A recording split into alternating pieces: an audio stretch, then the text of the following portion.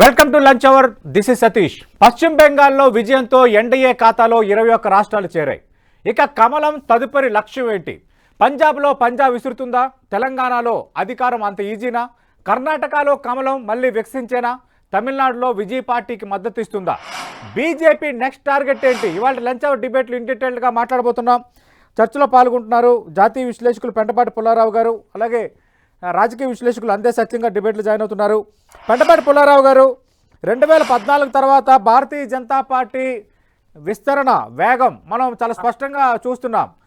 2014 అధికారంలోకి వచ్చేటప్పటికి అధికారం చూడని రాష్ట్రాల్లో కూడా అధికారంలోకి వచ్చి ఇప్పుడు దాదాపు పశ్చిమ బెంగాల్ విజయంతో ఎన్డీఏ ప్లస్ బీజేపీ కలిపి 21 రాష్ట్రాల్లో అధికారంలో ఉన్న వాతావరణం కనిపిస్తోంది. ఈ ఫలితం తర్వాత బీజేపీ నెక్స్ట్ టార్గెట్ ఏమై ఉండొచ్చు? మీ అంచనా ఏంటి? చాలా కష్టం. ఏమవుతుంది? 3 రాష్ట్రాల్లో కాంగ్రెస్ ఉన్నది. ఇంపార్టెంట్ రాష్ట్రాలు 4 రాష్ట్రాలు అవి ఏమైనా సాధించడానికి ప్రయత్నం చేయాలి.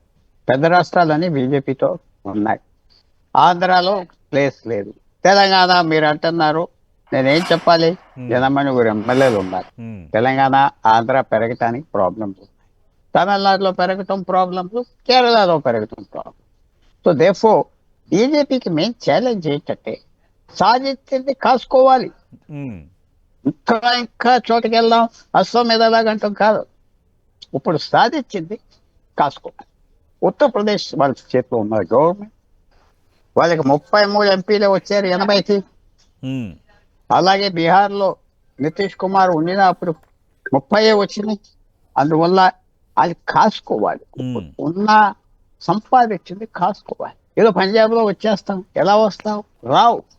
నీకు 3% ఓట్లు ఉన్నాయి. ఇవన్నీ పెద్ద మాటలు, ధైర్యమైన మాటలు మెచ్చుకుందాం. బట్ మీకున్న ఆస్తి కాసుకుంటే సరిపడుతుంది. మహారాష్ట్రలో ఫెయిల్ అవ్వారు 48. చిన్న విషయం చెప్పు. మహారాష్ట్ర 48, ఉత్తరప్రదేశ్ 80, 124, బెంగాల్లో కలిపితే 160.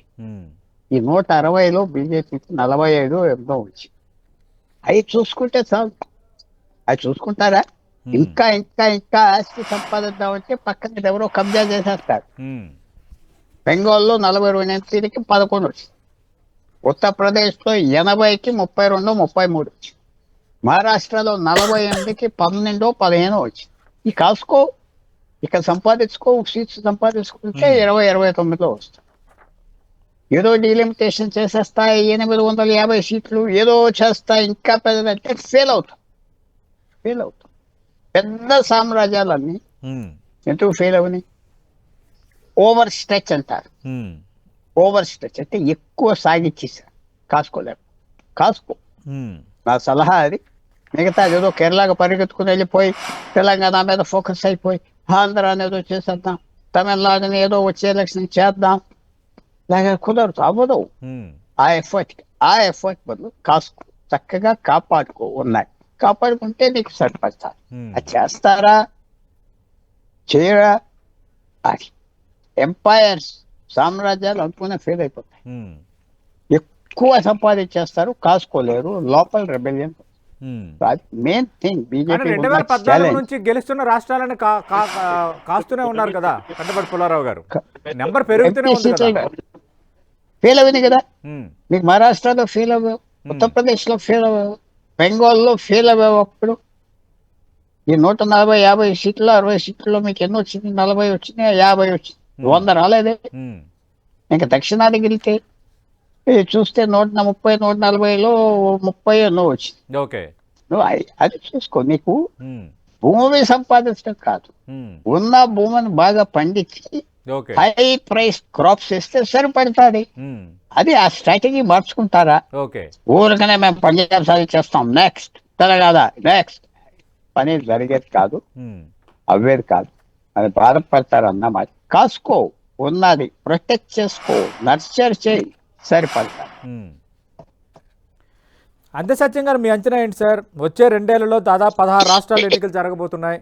ఇక 2029లో బీజేపీ లోక్సభ పరంగా నిలదొక్కోవాలంటే ఈ రాష్ట్రాల ఎన్నికలు మళ్ళీ పార్టీ తిరిగి విజయంలోకి రావడం అనేది అత్యంత కీలకం. ఇప్పుడు అధికారం అందరి ద్రాక్షగా అనుకున్న పశ్చిమ బెంగాల్లో కూడా అధికారాన్ని అద్భుతమైన విజయంతో అందుకుంది భారతీయ జనతా పార్టీ. ఇప్పుడు నెక్స్ట్ టార్గెట్ పంజాబ్, కర్ణాటక, తెలంగాణ అంటున్నారు. నిజంగా ఈ 3 రాష్ట్రాల్లో భారతీయ జనతా పార్టీకి సానుకూల అంశాలు ఉన్నాయా? బెంగాల్లో విజయం సాధించారు కాబట్టి ఈ 3 రాష్ట్రాల్లో ఆల్రెడీ కర్ణాటకలో అధికారం చూసింది. పంజాబ్, తెలంగాణలో అడుగు పెట్టడం అంత ఈజీనా? ఇప్పుడు పార్లమెంట్ ఎలక్షన్ల చర్చ అనేది పార్లమెంట్ ఎజెండా, అది వేరే విషయం. అవును. కానీ బీజేపీ మాత్రం ఒక ఆలోచనలో ఉంది. గత 10 ఏళ్లుగా కూడా అది ఇంప్లిమెంట్ చేస్తుంది. మోడీ హవా ఉన్నప్పుడే, దేశంలో అధికారం ఉన్నప్పుడే ప్రతి రాష్ట్రానికి విస్తరించాలనేటువంటి ఒక ఆబ్జెక్టివ్ పెట్టుకుని విస్తరించుకుంటూ వస్తుంది. దాంట్లో 2 స్ట్రాటజీలు అమలు జరుగుతుంది. కర్ణాటకలో నియరెస్ట్ రైవల్ కాంగ్రెస్ కు బీజేపీనే. కాంగ్రెస్ కు అదే బీజేపీ కర్ణాటకలో బలం ఉంది కాబట్టి ఎలక్షన్ల ద్వారా ఓడించగలిగినటువంటి శక్తి కర్ణాటకలో ఉంది. మళ్ళీ కాంగ్రెస్ గెలవచ్చు లేదా బీజేపీ గెలవచ్చు. నియరెస్ట్ రైవల్ మాత్రం బీజేపీనే. కాబట్టి ఇమీడియట్ టార్గెట్ కర్ణాటక ఉంటుంది. తర్వాత పంజాబ్ అనేది మన ఢిల్లీలో వచ్చినటువంటి 7 రాజ్యసభ సభ్యులు బీజేపీలో చేరటంతో పంజాబ్లో వితిన్ ఆమ్ ఆద్మీ పార్టీలనే చీలిక రేయడానికి ప్రయత్నం చేస్తుంది. దాంట్లో కేజ్రీవాల్ అంత పవర్ఫుల్ లీడర్ చెద్దా ఉన్నాడు. ఆ చెద్దా ఆధ్వర్యంలో పార్లమెంట్ సభ్యులను ఎట్లయితే తీసుకెళ్ళిండో, వాళ్లకు 8 మంది అఫిలియేటెడ్ గా స్నేహంలో ఉన్నటువంటి వాళ్ళు, బీజేపీ మీద ఆశలు ఉన్నటువంటి వాళ్ళు, ఇటువంటి అందరితోటి పంజాబ్ లో ఒరిజినల్ గా బీజేపీ వీక్. మొన్న గెలిచిన దాంట్లో కూడా ఏదో 3-4 సీట్లే గెలిచింది. ఓటింగ్ శాతం కూడా చాలా తక్కువ వచ్చింది. కానీ అక్కడ ఆల్టర్నేటివ్ గతంలో అకాలీదళ్, తర్వాత కాంగ్రెస్ కాదని ఆప్ అధికారంలోకి వచ్చింది. ఇప్పుడు ఆపుని చేల్చడం ద్వారా బీజేపీ గ్రో కావాలని ప్రయత్నం చేస్తూ ఉంది. స్వతహాగా బలం తక్కువ, కానీ స్వతహాగా బలం లేని ప్రతి చోట అక్కడ ఉన్నటువంటి ప్రాంతీయ పార్టీలను చీల్చి ఎస్టాబ్లిష్ చేసుకొని ముందుకు పోతా ఉంది. ఉదాహరణకు అస్సాం ఉంది, ఏజీపీని మాయం చేసింది. ఉత్తరప్రదేశ్ ఉంది, బీఎస్పీ మాయమైపోయింది. గోవాంతక్ పార్టీ ఉంది, గోవాలో మాయమైపోయింది. హర్యానాలో భజన్ లాల్ వాళ్ళ వారసులంతా పోయారు, దేవిలాల్ వారసత్వం. కాబట్టి ప్రాంతీయ పార్టీలన్నింటినీ కూడా వాళ్ళ నెట్వర్క్ ద్వారా డిస్మాంటిల్ చేసుకుంటూ వస్తుంది. కాబట్టి వాళ్ళకు స్వతహాగా బలం లేకపోతే ప్రాంతీయ పార్టీలను మింగేసి వాళ్ళు నెట్వర్క్ ఏర్పాటు చేసుకొని అధికారం రావడానికి ప్రయత్నం చేస్తే ఇప్పుడు పంజాబ్ లో ఆ ప్రయత్నం జరుగుతుంది వచ్చిన పార్లమెంట్ సభ్యుల ద్వారా, చద్దా ద్వారా. అంటే తెలంగాణలో ఆ తరహా ఛాన్స్ ఉంటుందా? తెలంగాణలో ఆల్రెడీ బీఆర్ఎస్ ఓడిపోయిన బెస్ట్ పెర్ఫార్మెన్స్ అంటే అటు ఓటింగ్ పర్సంటేజ్ ద్వారా ఉంది, ఇక్కడ బలమైన ప్రతిపక్షంగా ఉంది. బట్ వేరేస్ కాంగ్రెస్ పార్టీ అధికారంలో ఉంది. భారతీయ జనతా పార్టీకి ఎంపీలు సింగిల్ నెంబరు, ఎమ్మెల్యేలు కూడా సింగిల్ డిజిట్ నెంబర్లే వచ్చాయి, 8 మంది. ఇప్పుడు తెలంగాణలో పార్లమెంట్ ఎలక్షన్లప్పుడు మేమే ఆల్టర్నేటివ్ అని ప్రకటించారు. ప్రజలు కూడా అట్నే అనుకున్నారు. కానీ స్థానిక సంస్థలు, మున్సిపల్ ఎన్నికల తర్వాత కాదు, బీఆర్ఎస్ ఆల్టర్నేటివ్ ఉందనేది ఒక ఎస్టాబ్లిష్డ్ ఫ్యాక్ట్. కాబట్టి ఇప్పుడు కాంగ్రెస్ అసంతృప్తివాదులు లేదా ఇంకొక అసంతృప్తి ఉన్న వాళ్ళు బీఆర్ఎస్ లో చేరుతారు తప్ప బీజేపీలో చేరటం లేదు. కాబట్టి స్థానిక ఎన్నికలు, మున్సిపల్ ఎన్నికల తర్వాత 3rd ప్లేస్ కు బీజేపీ పోయింది. కాబట్టి ఇప్పుడు వాళ్ళ ఆశలు ఏమిటంటే కాంగ్రెస్ మీద ఆశలు కావు, అది బీఆర్ఎస్ మీదనే చీలిక తీసుకురావడానికి ప్రయత్నం చేయటం, లేకపోతే ఒత్తిడి తెచ్చి మెర్జీ చేసుకోవటం, లేకపోతే పొత్తుకు పోవటం. ఇవి 2 సాధ్యం కాకపోతే పొత్తుకు పోవటం. పొత్తు అనేటువంటి ఎజెండా ఇప్పుడు రానియదు బీజేపీ. ఎందుకంటే పొత్తు అనగానే బలపడదు. కాబట్టి బీఆర్ఎస్ నుంచి కానీ లేదా కాంగ్రెస్ నుంచి కానీ రావాలంటే స్వతంత్రంగా పోటీ చేస్తామంటే దరిదాపు 119 ఎమ్మెల్యేలు ఖాళీగా ఉన్నాయని అర్థం. కాబట్టి ఎవరైనా రావటానికి ఓపెన్ అని చెప్పేసి అదొక ఇండికేషన్. కాబట్టి ఏ పార్టీతో పొత్తు ఉండదు అని ప్రకటిస్తూ ఉంటారు. అది బలపడుతున్న కొద్దీ బలపడుతుంటే తర్వాత ఇతర విషయాల్లో ప్రెజర్ చేస్తూ ఉంటే ఏదైనా బీఆర్ఎస్ లో చిలికలు లేదా బీఆర్ఎస్ సరెండర్ కావటం, ఇటువంటి అన్నిటి కోసం ప్రయత్నం చేస్తారు. ఇక ఎప్పుడు సాధ్యం కాదంటే నామినేషన్ నాటికి పొత్తు అనేదానికి సిద్ధం అవుతారు. కాబట్టి తెలంగాణలో బీజేపీకి నెట్వర్క్ లేదు. మన స్థానిక సంస్థల ఎన్నికల్లో, మున్సిపల్ ఎన్నికల్లో ఆ వీక్నెస్ బయటపడింది. మళ్ళీ కూడా పార్లమెంట్ ఎన్నికల్లో వస్తే మళ్ళీ కూడా 7, 8, 6 రావచ్చు. పార్లమెంట్ ఎన్నికలకు ఉన్నటువంటి బీజేపీకి ఉన్నటువంటి అడ్వాంటేజ్ అది. ఎందుకంటే ఒకటి నేషనల్ పార్టీ, దానికి ఆల్టర్నేటివ్ ఇంకో నేషనల్ పార్టీ లేదు. ఉమ్, ఉన్నటువంటి కాంగ్రెస్ వీక్ అయింది. రెండోది, మోడీకి ఆల్టర్నేటివ్ గా అంత పాపులర్ లీడర్ ఇంకా ఎమర్జ్ కాలేదు. ఈ రెండు అడ్వాంటేజెస్ తోటి పార్లమెంట్ సీట్లు ఎక్కువ వస్తాయి, ఉమ్, అసెంబ్లీకి వచ్చే వాళ్ళకి తక్కువ వస్తాయి, లోకల్ బాడీ ఎలక్షన్ల వరకు ఇంకా తక్కువ వస్తాయి నెట్వర్క్ లేని దగ్గర. ఉమ్, ఇదే సినారియో దక్షిణ అన్ని చోట్ల ఉండే అవకాశం ఉంది. మళ్ళీ నార్త్ లో భిన్నంగా ఉంటుంది, వాళ్ళకు నెట్వర్క్ ఉంది. ఉమ్, కాబట్టి పార్లమెంట్ గెలిచినట్టే అసెంబ్లీ గెలుస్తారు, అసెంబ్లీ గెలిచినట్టే లోకల్ బాడీ ఎలక్షన్స్ గెలుస్తున్నారు. ఓకే. కానీ ఏదైనా లోకల్ బాడీ ఎలక్షన్ల ఏజెండా వేరు, అసెంబ్లీ ఏజెండా వేరు, పార్లమెంట్ ఏజెండా వేరు. Yes sir. వాళ్ళు పార్లమెంట్ ఎలక్షన్లు వచ్చిందనక ఆగరు, ఉమ్, మిగతా రాష్ట్రాల్లో కూడా ప్రయత్నం చేస్తారు. వాళ్ళు ఎక్స్టెన్షన్ చేయాలి మొత్తం దేశవ్యాప్తంగా అనేటువంటిది ఒకటి. రెండోది, ప్రధానమంత్రి స్వయంగా ప్రకటించిన గతంలో ఉమ్, ప్రాంతీయ పార్టీలే వాళ్ళకి అడ్డంకుగా ఉన్నాయి. ఉమ్, కాబట్టి ప్రాంతీయ పార్టీలను ఒక్కొక్క దాన్ని వీక్ చేసుకుంటూ వస్తుంది. అందులో ఇప్పుడు నేను చెప్పినటువంటి గాక ఈ దెబ్బతోటి టీఎంసీని కూడా బెంగాల్లో వీక్ చేశారు. ఉమ్, అట్లా ప్రాంతీయ పార్టీలు జీల్చి బలపడటానికి ప్రయత్నం చేస్తున్నారు, సక్సెస్ అవుతున్నారు కూడా. ఓకే. కాబట్టి ఇప్పుడు ఇంకా ఆ ప్రయత్నం 29 నాడుకు పార్లమెంట్ ఎలక్షన్లు కాదు కదని ఊరుకోరు, ఉమ్, మిగతా రాష్ట్రాలు కూడా ఆ ప్రయత్నం చేస్తారు. సార్, పెంటపాటి పుల్లారావు గారు, ఇక భారతీయ జనతా పార్టీకి సంబంధించి నెక్స్ట్ టార్గెట్స్లో మనం ఇందాక మాట్లాడుకున్నట్టు రానున్న 2 ఏళ్లలో జరగబోతున్న 16 రాష్ట్రాల ఎన్నికలు, వాళ్ళలో అధికారంలో ఎక్కువగా ఉన్న బీజేపీ ఎన్డీ అధికారంలో ఉన్న రాష్ట్రాలు వాటిని నిలబెట్టుకోవటం అనేది కీలక లక్ష్యమే, నేను కాదనటం లేదు. బెంగాల్లో 2016లో 4 అసెంబ్లీ సీట్లు వచ్చి 2021లో 78 వచ్చి ఇప్పుడు 200+ సీట్లతో అధికారం చేజిక్కించుకున్నారు. తెలంగాణలో అది ఎందుకు కాదు? తెలంగాణలో ఆ ఛాన్స్ బీజేపీకి రాదా? ఇప్పుడున్న పశ్చిమ బెంగాల్ విజయం ఇచ్చిన ఊపుతో బెంగాల్లో గెటిన్ అవడం అంత కష్టమా? కష్టం. ఎందుకంటే తెలంగాణలో ఆల్రెడీ ఎస్టాబ్లిష్ రీజనల్ పార్టీ ఉన్నది, ఎంఐఎం ఉన్నది, ఒక 10 సీట్లలో వాళ్ళు ఎవరిని రానివ్వరు, కాంగ్రెస్ పార్టీ ఉన్నది. ఇందాక ఒక పెద్ద ప్రాబ్లం ఏంటంటే బీజేపీ కాంగ్రెస్ పార్టీని ప్రాంతీయ పార్టీలు ఫినిష్ చేస్తారు. కాంగ్రెస్ పార్టీని ఎప్పుడు బీజేపీ ఫినిష్ చేయలేదు, ఈవేళ వరకు చేయలేదు. ఉత్తరప్రదేశ్ లో కాంగ్రెస్ పార్టీని ఎవరు నాశనం చేశారు? Bahujan Samaj Party, Samajwadi Party. బీహార్ లో ఎవరు ఫస్ట్ డిఫీట్ చేశారు? లాలూ ప్రసాద్ యాదవ్, ఆర్జేడీ, జేడీయూ. అంతే. అలాగే ఎవరు చేశారు? బెంగాల్లో మమతా బెనర్జీ కాంగ్రెస్ ని తరిమేసి. ఎక్కడ చూసినా మహారాష్ట్రలో కాంగ్రెస్ ని ఎవరు తగ్గించేశారు? శివసేన తగ్గించేసి పూర్తి. సో ఎక్కడైనా బీజేపీ కాంగ్రెస్ ను ఓడిస్తా అనుకుంటుంది కాదు. కర్ణాటకలో ఓడించారా కాంగ్రెస్? ఎక్కడ ప్రాంతీయ పార్టీ నిజంగా పెరిగితే కర్ణాటకలో కాంగ్రెస్ ఓడి, ఆంధ్రాలో కాంగ్రెస్ పార్టీ ఎలా పోయింది? 3 ప్రాంతీయ పార్టీలు ఉన్నాయి, చంద్రబాబు నాయుడు, జగన్, పవన్ కళ్యాణ్. ఒరిస్సాలో కాంగ్రెస్ పార్టీని ఎవరు ఓడించారు? నవీన్ పట్నాయక్. సో అది పంజాబ్ లో కాంగ్రెస్ పార్టీని ఎవరు ఓడించారు? ఆమ్ ఆద్మీ పార్టీ. ఢిల్లీలో కాంగ్రెస్ పార్టీని ఎవరు ఓడించారు? Aam Aadmi party. States form అయిన ఫస్ట్ 5 సంవత్సరాల తర్వాత నెక్స్ట్ 15 సంవత్సరాలు కాంగ్రెస్ పార్టీ ఢిల్లీ పరిపాలించింది. కాంగ్రెస్ పార్టీని ఓడించలేకపోయేవారు బీజేపీ. 7 పార్లమెంట్ సీట్స్ లో 1-2 సంపాదించుకున్నా ఆమ్ ఆద్మీ పార్టీ. మేమేదో డైరెక్ట్ మీరు కాంగ్రెస్ పార్టీని ఎలా ఓడిస్తున్నారు? ప్రాంతీయ పార్టీలు ఓడిస్తారు. సో తెలంగాణ వచ్చేటప్పటికి తప్పు స్ట్రాటజీ బీజేపీ ఏం చేసింది? అటాక్ చేస్తా, బీఆర్ఎస్ ని అటాక్ చేస్తే మనకు ఓట్ చేస్తా అన్నారు. లేదే కాంగ్రెస్ కేసు.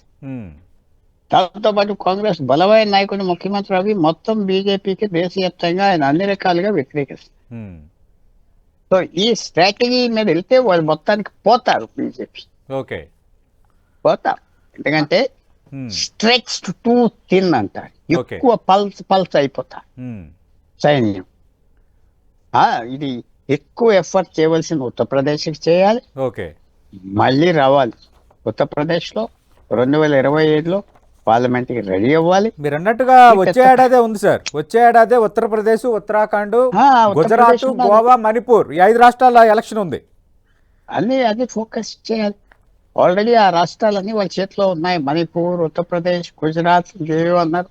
ఉత్తరాఖండ్, పంజాబ్ ఒకటే లేదు. పంజాబ్ ఆమ్ ఆద్మీ పార్టీని చీల్చేస్తే ఉమ్, ఎవరు బలపడతారు అక్కడ?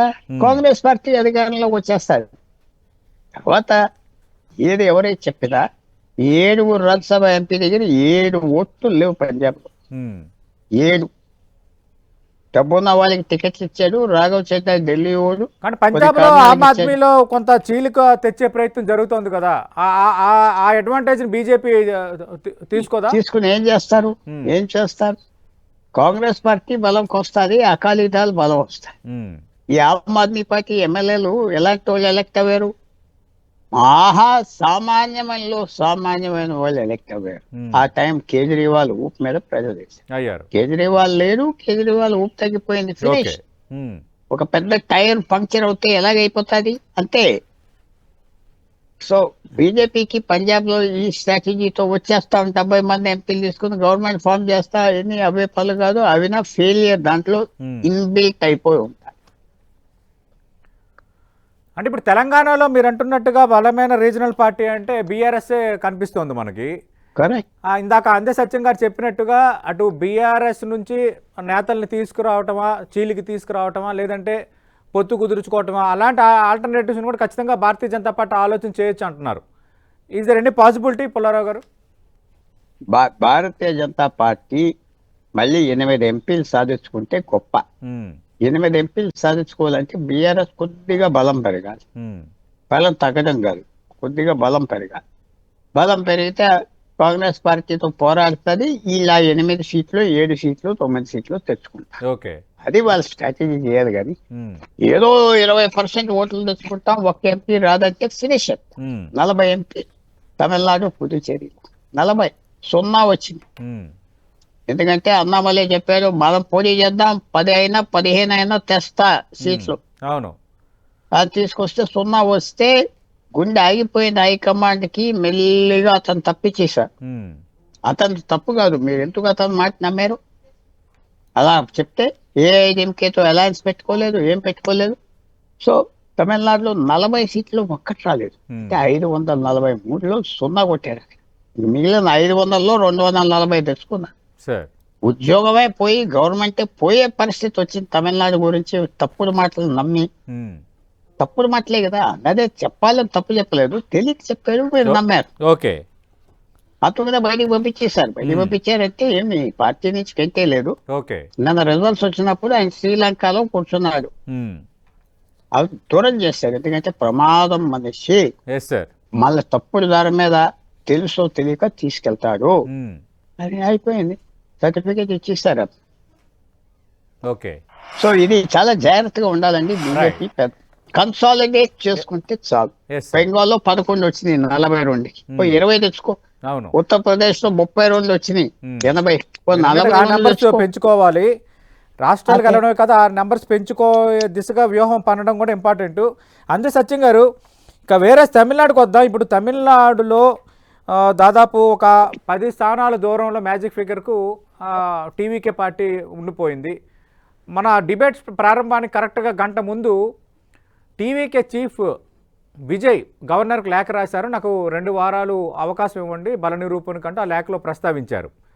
ఇప్పుడు పొందిక ఎలా ఉండబోతోంది? ఇప్పుడు విజయ్ పార్టీకి ఎవరు మద్దతు ఇవ్వచ్చు? భారతీయ జనతా పార్టీ మద్దతు ఇచ్చే ప్రయత్నం చేస్తుందా? ఒకవేళ చేస్తే విజయ్ భారతీయ జనతా పార్టీ మద్దతుని యాక్సెప్ట్ చేసే పరిస్థితి ఉందా? ఖచ్చితంగా భారతీయ జనతా పార్టీ ఎప్పటి నుంచో ఎలక్షన్ ముందల నుంచి ప్రయత్నం చేసింది, ఇప్పుడు ప్రయత్నం చేస్తుంది, ముందు కూడా ప్రయత్నం చేస్తుంది మద్దతు ఇచ్చడానికి. ఎందుకంటే తమిళనాడులో తనకు సొంత బలం లేదు. అధికార పార్టీ ఏ అధికార పార్టీ చేతులున్నా అది తనకు అడ్వాంటేజే. అసెంబ్లీ సీట్లు మీరు తీసుకోండి, పార్లమెంట్ సీట్లు మాకు ఎక్కువండి అనేటువంటి ఈక్వేషన్ లో అక్కడ ఒక 20-25 పార్లమెంట్ సీట్లు మాకు ఇవ్వండి, లేదా 15 ఇవ్వండి అని చెప్పేసి బేరం ఆడేటువంటి శక్తి పెరుగుతుంది. కాబట్టి అది ఎప్పుడైనా ఖచ్చితంగా మద్దతు ఇవ్వడానికి సిద్ధంగా ఉంటుంది. కానీ మద్దతు తీసుకుంటే తమిళ ప్రజలు నెగిటివ్ గా రియాక్ట్ అయ్యేటువంటి భయం విజయ్లో ఉంది. కాబట్టి మొన్న ఎలక్షన్ల ముందు కూడా పొత్తుకు ఆఫర్ చేసిన కష్టంగా రిజెక్ట్ చేశాడు. కేంద్ర ప్రభుత్వం ఉంది, తర్వాత అనేకమైనటువంటి సిబిఐ కేసులు వచ్చినాయి, ఏవి వచ్చినా ధైర్యం గూడగట్టుకొని దూరంగా ఉన్నాడు. ఆ పొత్తు కుదిరింటే ఇవాళ ఏఐడిఎంకే పొత్తు కుదిరింటే మైనర్ సీట్లు ఇచ్చేవాళ్ళు ఆల్టర్నేటివ్ గా తయారయ్యేవాడు కాదు. ఇవాళ తనకే ఇంకొక ఆల్టర్నేటివ్ కావాల్సిన పరిస్థితి సృష్టించాడు. కాబట్టి ఖచ్చితంగా టీవీకే బీజేపీకి దూరంగా ఉంటుంది అనేది నాకున్నటువంటి అంచనా. అట్లాగే డిఎంకేకి ఏఐడిఎంకే కూడా పొత్తు పెట్టుకోవటానికి కాకుండా అందులో ఇందులో కూడా చిన్న పార్టీలు ఉన్నాయి. ఈ పార్టీల్ని ప్రయత్నించేటువంటి అవకాశం ఉంది. ఉదాహరణకు కాంగ్రెస్, సిపిఐ, సిపిఎం, తర్వాత ఇంకా అక్కడ లోకల్ పార్టీలు ఉన్నాయి, తర్వాత అట్లా ఏఐడిఎంకేలు ఉన్నాయి. ఇటువంటి వాళ్ళని అందరినీ దగ్గర తీర్చి ప్రభుత్వం ఏర్పాటు చేసిన తర్వాత మెజారిటీ నిరూపించుకున్న తర్వాత చాలా మార్పులు వస్తాయి. కాబట్టి అంతవరకు మిగతా చిన్న పార్టీలు అప్పుడు సాధ్యం కానప్పుడు మేజర్ గా ఏదో ఒక పార్టీని సంప్రదించేటువంటి అవకాశం ఉంది. అప్పటి వరకు మాత్రం డైరెక్ట్ బీజేపీ కాకుండా మిగతా చిన్న పార్టీలతో ప్రయత్నం చేసే అవకాశం ఉంది. రెండోది, కాంగ్రెస్ తర్వాత వామపక్షాలు అవి కలిసి ఒక 10 సీట్లు ఉన్నటువంటి వాళ్ళు బీజేపీ తమిళనాడులో ఎంట్రీ కావద్దు అనేటువంటి ఒక గట్టి పట్టుదలలో ఉన్నారు. దానికి డిఎంకే అని ఒప్పించి అయినా వీళ్ళు సప్లై ఇవాళ సపోర్ట్ డిఎంకే ఒప్పుకుంటుందా అని? ఎందుకంటే డిఎంకే కాంగ్రెస్ అన్ని ఒక అలయన్స్ లో ఉన్నాయి. ఎన్డీ కూటమిలో డిఎంకే కీలక పక్షంగా ఉంది. ఒకవేళ కాంగ్రెస్ పార్టీ కనుక విజయ్ కి మద్దతు ఇస్తే అక్కడ డిఎంకే డినై చేసినట్టే కదా. డినై చేసినట్టే, కాబట్టి ఒప్పించాలి. ఏది బీజేపీ ఎంట్రీ కాకుండా ఉంటాయి. కాబట్టి ఆ ప్రయత్నం అయితే జరిగే అవకాశం ఉంది. మెటీరియల్ వెళ్తాం అనేటువంటిది చూడాలి. ఎందుకంటే ఇవాళ పొలిటికల్ థాట్స్ కన్నా, పొలిటికల్ ఆల్టర్నేటివ్స్ కన్నా ఆపర్చునిస్ట్ వే ఎక్కువ డెసిషన్స్ ఉంటాయి చిన్న చిన్న పార్టీలు. పెంటపాటి పుల్లారావు గారు, మీ అంచనా ఏంటి సార్? తమిళనాడులో విజయ్కు ఎవరు మద్దతుగా ఉండొచ్చు? ఎందుకంటే డిఎంకే అన్నా డిఎంకే మద్దతు తీసుకోనని ఆయన చాలా స్పష్టంగా చెప్పేశారు. ఇప్పుడు కాంగ్రెస్ మద్దతు ఇస్తుందని ఒక రకమైన చర్చ, భారతీయ జనతా పార్టీ మద్దతు ఇస్తుందని ఒక రకమైన చర్చ. భారతీయ జనతా పార్టీ మద్దతు తీసుకుంటే సేఫ్గా గవర్నమెంట్ని నడపగలడు అన్నది మరో రకమైన చర్చ. మీ అంచనా ఏంటి? ఎవరు మద్దతుగా రావచ్చు, ఎవరు మద్దతు ఆయన తీసుకోవచ్చు? బీజేపీ 27 సీట్లు పోటీ చేసి 1 సీట్ గెలిచింది. ఏం మద్దతు ఇస్తుంది? ఏంటి ఇచ్చే మద్దతు? ఏం మద్దతు ఇచ్చేది లేదు, ఎవరికి అక్కర్లేదు. ఆ పక్కన చిన్న పార్టీలు డిఎంకేతో ఉన్నవాళ్ళు 10 సీట్లు సంపాదించారు. వాళ్ళు ఇది అడిగినా అడగకపోయినా సపోర్ట్ చేస్తామని చెప్పేస్తారు. రేపు గవర్నర్ కూడా ఉత్తరం ఇచ్చేస్తారు. డిఎంకే లేదు, పాడు లేదు, ఎవరు లెక్క పెట్టాడు. ఇంకా ఒప్పించక్కర్లేదు. నీతో పెట్టుకోవటం అనవసరంగా ఫెయిల్ అయిపోయామని వాళ్ళందరూ తెలుస్తున్నారు. మేము బీజేపీతో వెళ్తే మాకు ఎంత బాగుందని అందరూ అంటున్నారు. 10 మంది ఎమ్మెల్యేలు డిఎంకే కాని వాళ్ళు నా అంచనా ప్రకారంగా గవర్నర్కి ఉత్తరం ఇచ్చేస్తారు. ఈవేళ ఇచ్చేస్తారు, ముందర మావోడు అని చెప్పుకోవటానికి. అది ఫాస్ట్ గా ఈడీఎంకే కదలలేదు. ఏడీఎంకే మేము సపోర్ట్ ఇస్తాం, 5 సంవత్సరాలు నువ్వు చేసుకో ప్రభుత్వం అని చెప్పేసి వెళ్ళిపోతే వాళ్ళు చేయకపోవటంలో ఇంకోటి అప్పచెప్తున్నారు ఆస్తి. అది చూడండి, బీజేపీకి వాయిస్ లేదు. 27 కాంగ్రెస్ ఎలా వ్యవహరించవచ్చు? ఆ కాంగ్రెస్ ఉత్తరం ఇచ్చేస్తారు ముందలే. మేము బీజేపీని బయట పెట్టడానికి చేస్తున్నా, సపోర్ట్ ఇచ్చేస్తాం, గవర్నర్ కి ఉత్తరం ఇచ్చేస్తారు. నాకు అసెంబ్లీ సెషన్ స్టార్ట్ అయినప్పుడైనా చెప్పేస్తారు, వెంటనే ఇచ్చేస్తారు. ఆ లెఫ్ట్ పార్టీలు, ఆ దళిత్ పార్టీకి ఒక్కో ఎమ్మెల్యేలు ఉన్నారు, కాంగ్రెస్ 5 ఉన్నారు, 10 మంది ఉన్నారు, ఇచ్చేస్తారు. అది ఏడీఎంకే ఒక ఛాన్స్ మిస్ అవుతుంది. బీజేపీ ఏడీఎంకే వెళ్ళి నువ్వు ఇచ్చేవని చెప్పాలి, చెప్పరు. వాళ్ళు చేయలేరు, చేసేవాడిని చేయనవరు. కాబట్టి తమిళనాడులో 0 స్థలం వస్తారు. రైట్, చూద్దాం సార్. ఈరోజు ఈవినింగ్ కల్లా అది కూడా క్లారిటీ వచ్చే అవకాశం ఉంది. థ్యాంక్ యూ అందే సచిన్ గారు, థ్యాంక్ యూ పెంటపాటి పుల్లారావు గారు. మనం లార్జర్ సెన్స్లో చూసుకుంటే మొత్తం 29 రాష్ట్రాలు కాను 16 చోట్ల భారతీయ జనతా పార్టీ అధికారంలో ఉంది. మరో 5 చోట్ల ఎన్డీఏ ప్రభుత్వం అధికారంలో ఉంది. ఒక రకంగా కాషాయ భారత్ అన్నట్టుగా 21 రాష్ట్రాల్లో పాలన కంటిన్యూ అవుతున్న వాతావరణం. నిన్న బెంగాల్ విజయంతో 21 రాష్ట్రం ఎన్డీఏ ఖాతాలో చేరింది. అయితే ఇప్పుడు బలమైన లక్ష్యాలు ఉన్నాయి. పంజాబ్, తెలంగాణ, కర్ణాటకలో ఆల్రెడీ అధికారం చూశారు కాబట్టి తిరిగి అధికారాన్ని చేజిక్కించుకోవడం ఒక ఎత్తు. తెలంగాణలో, పంజాబ్లో అడుగు పెట్టలేదు కాబట్టి ఖచ్చితంగా అడుగు పెట్టే వాతావరణం ఉంది, అవకాశాలు ఉన్నాయన్న అంచనాలో కమల్నాథులు ఉన్నారు. అలాగే 10వ తారీఖున నరేంద్ర మోదీ ప్రధాని వస్తున్నారు, కొన్ని వరాలు ప్రకటించబోతున్నారన్న చర్చ కూడా జరుగుతుంది. నిజంగా స్ట్రాటజీ తెలంగాణలో అమలు చేస్తుందా? తెలంగాణలో అంత స్ట్రెంత్ భారతీయ జనతా పార్టీకి ఉందా? ఒకవైపు బీఆర్ఎస్ స్ట్రెంత్ ఉంది, కాంగ్రెస్ ఉంది. కాంగ్రెస్ నచ్చని వాళ్ళు మళ్ళీ బీఆర్ఎస్ వైపు వెళ్తున్న వాతావరణం కనిపిస్తోంది. స్థానిక సంస్థల ఎన్నికల్లో బీఆర్ఎస్ఏ కాంగ్రెస్కి ఆల్టర్నేటివ్గా ప్రజలు చూస్తున్న వాతావరణంలో భారతీయ జనతా పార్టీకి ఇక్కడ ఎంత స్టేక్ ఉంటుంది తెలంగాణలో అనేది ఇప్పుడు కీలకమైన ప్రశ్న. అలాగే రాబోతున్న 16 రాష్ట్రాల ఎన్నికలు వచ్చే ఏడాది ఉత్తరప్రదేశ్, ఉత్తరాఖండ్, గుజరాత్, గోవా, మణిపూర్, అలాగే పంజాబ్, హిమాచల్ ప్రదేశ్ 2028లో మధ్యప్రదేశ్, రాజస్థాన్, ఛత్తీస్గఢ్, త్రిపురలో అధికారాన్ని నిలబెట్టుకోవటం, కర్ణాటక, తెలంగాణ, మేఘాలయ, మిజోరాం, నాగాలాండ్లో గెలవటం, వీటన్నిటివి కూడా భారీ లక్ష్యాలు ఉన్న ప్రభుత్వాలు నిలబెట్టుకోవడం అనేది బీజేపీ ముందున్న నెక్స్ట్ టార్గెట్గా కనిపిస్తోంది. బీజేపీ మద్దతు తీసుకునే వాతావరణం తమిళనాడులో ఉండదని ఇద్దరు విశ్లేషకులు పెంటపాటి పుల్లారావు గారు, అందే సత్యం గారు చెప్తున్నారు. ఖచ్చితంగా కాంగ్రెస్, మిగతా పార్టీలు మద్దతు ఇస్తాయి. బీజేపీని ఎంటర్ కానియకుండా ఉండటానికి, బీజేపీ మరో కొంత బలోపేతం కాకుండా ఉండటానికి ఈ చర్య తీసుకున్నామని డిఎంకేని, స్టాలిన్ని కాంగ్రెస్ పార్టీ ఒప్పించే ప్రయత్నం చేయొచ్చు. అదే జరగబోతుంది తమిళనాడులో అనేది విశ్లేషకుల అంచనా. చూద్దాం ఏం జరగబోతుందో. ఇది తాజా పరిణామాలు. బీజేపీ నెక్స్ట్ టార్గెట్ తమిళనాడులో ఏం జరగచ్చు అన్న అంశంపై 10 టీవీ అనాలిసిస్.